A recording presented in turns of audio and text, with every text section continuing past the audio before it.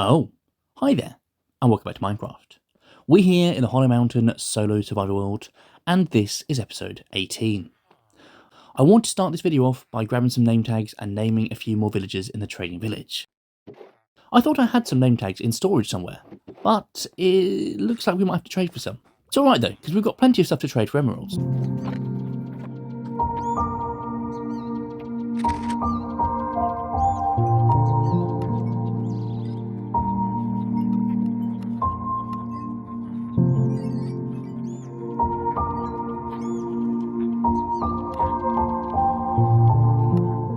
As always, these are named after people who have commented on any of the Hollow Mountain videos, and it's my way of saying thanks. Cheers for the engagement. There's also a lot of you out there who's commented on multiple videos in the series, and some who never fail to comment. I'm keeping track of everything in my spreadsheet, don't you worry. And I'm trying to come up with a more special way to thank those repeat commenters. I'm not sure what yet, but I'll come up with something. Anyway, let's head over towards the forge that we were working on in the last video.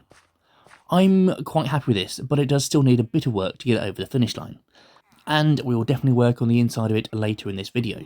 But first, a small job, but very important. We need to connect up the remainder paths around the village. Let's do this!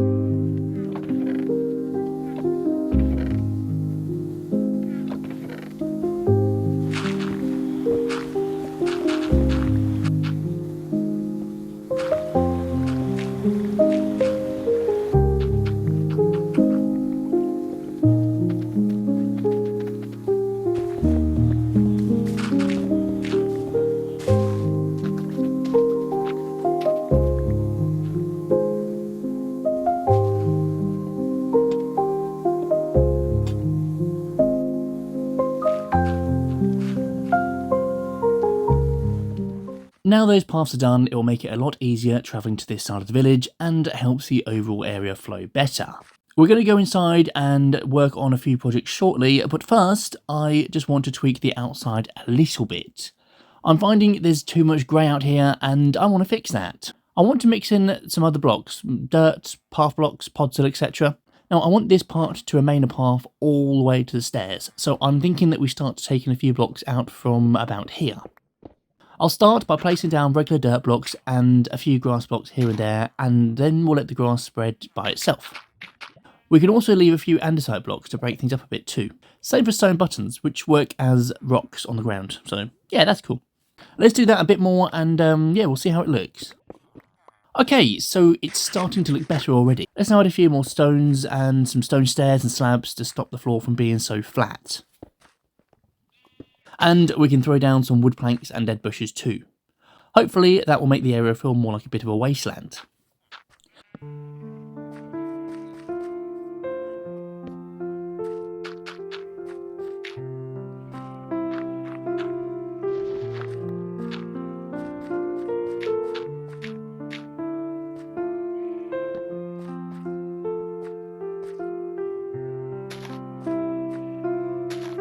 Now the grass has started to spread, we can turn it into a path blocks. I've just got to wait for the rest to spread now.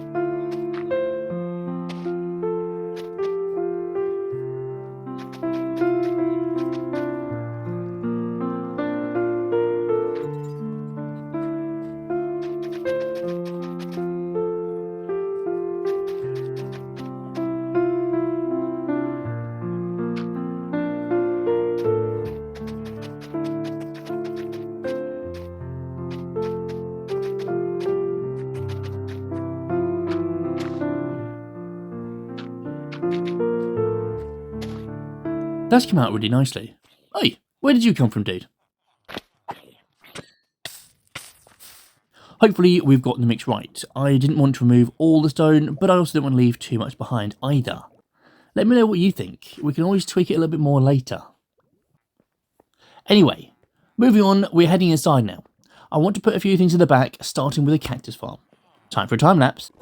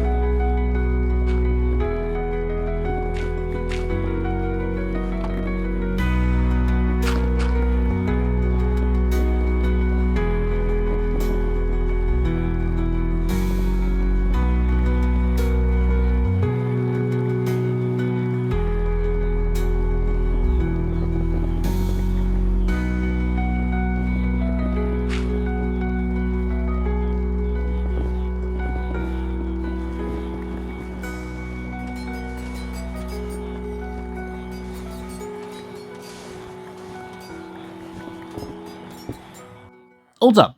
So we have 1, 2, 3, 4, 5, 6, 7 cactus going this way and 6 that way. 7 times 6 is 42. 3 rows, that's 126 cacti in total. That should be enough for now, I think. As it stands, the cacti are all just landing on the ground and will eventually despawn. Let's fix that. If we come on down to the bottom, we can add some water sources to each of the corners.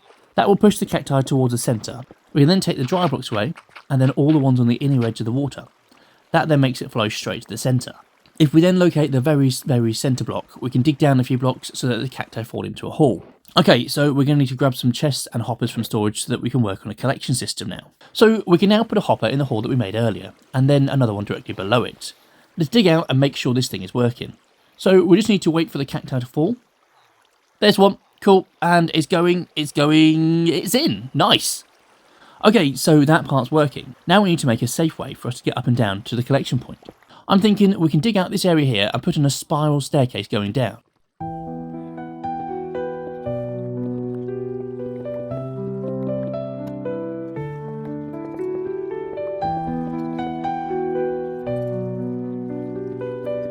That is cool, and if we go down, we can check how the cactus are doing.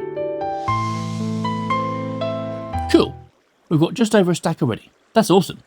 Before we move on, I just want to tidy up the area around here a little bit. Okay, and I'll just grab some lava from up here. We have 16 buckets, so might as well do them all.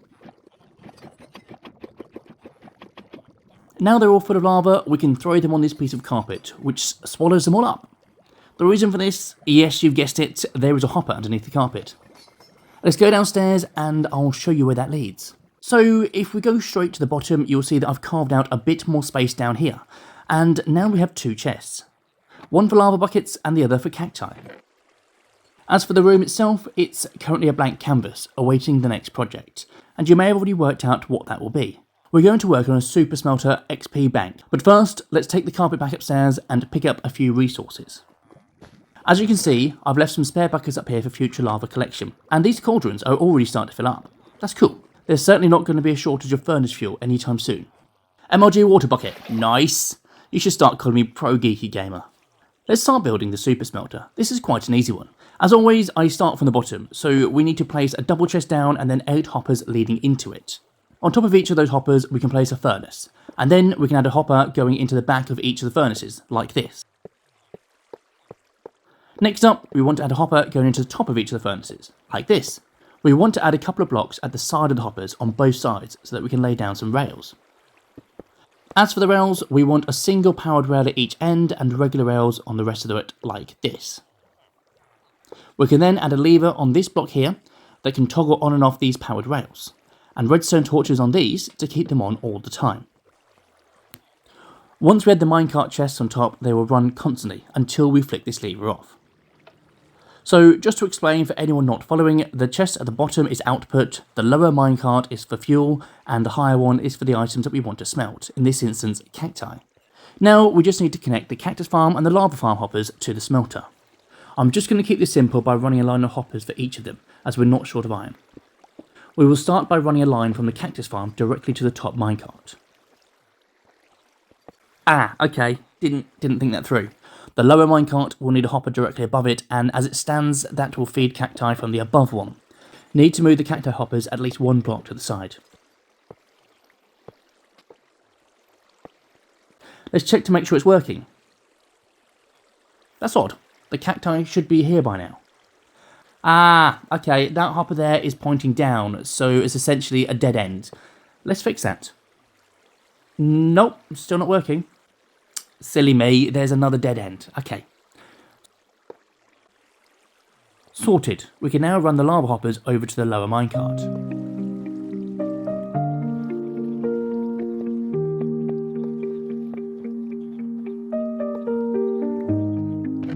Let's load the lava.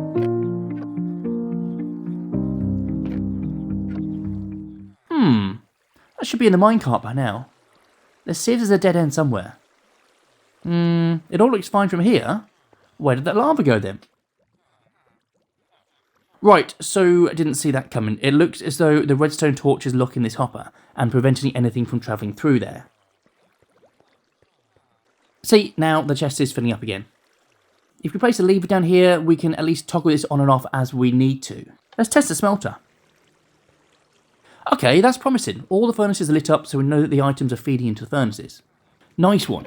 Obviously, this is set up to automatically fill up with items, but there is nothing stopping us from manually filling the chest if we wanted to. Say, for example, we had something different we want to smelt, like food or stone. We can just put it in the chest. Let's leave that running for a few minutes, and we can go grab some more lava.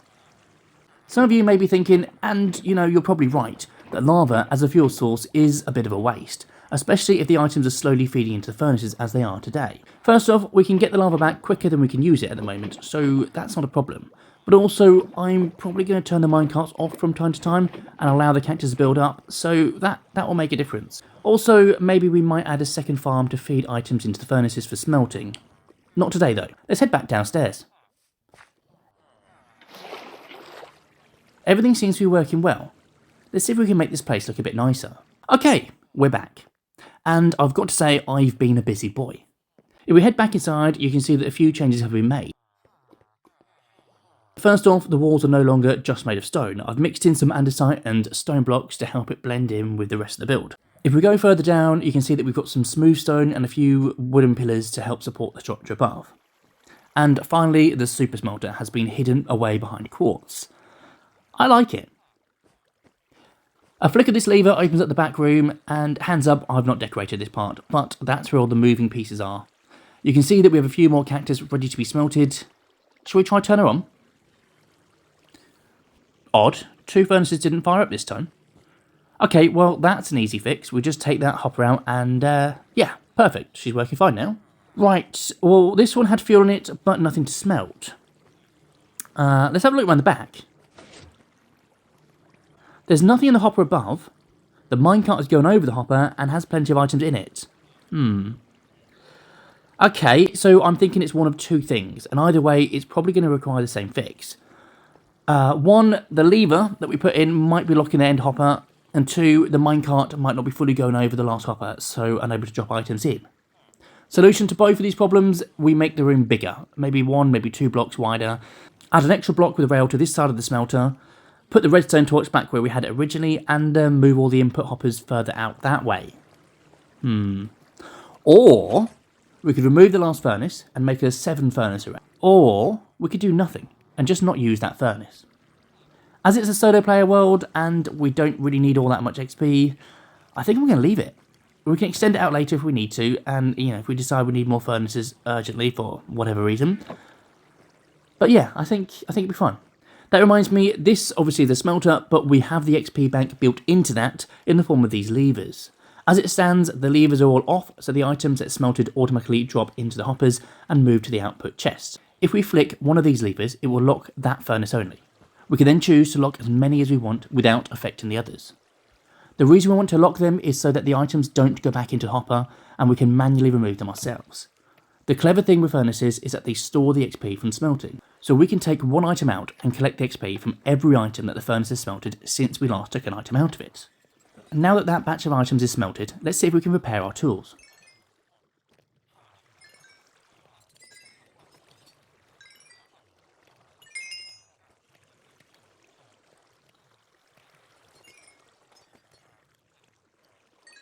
Amazing, and that hadn't even been running for very long. We'll leave it like that and let the cactus fill up again. And while we do that, let's see if we can do something with the outside of the building. Cue the time lapse.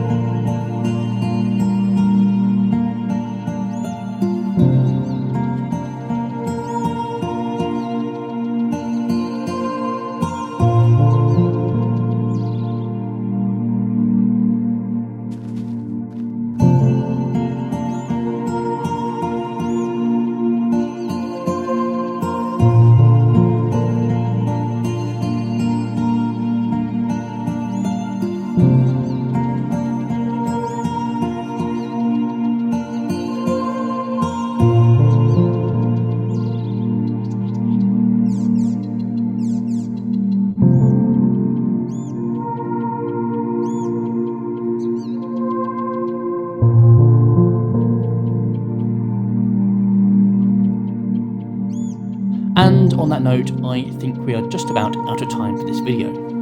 Let me leave you with some final cinematics of the build so far.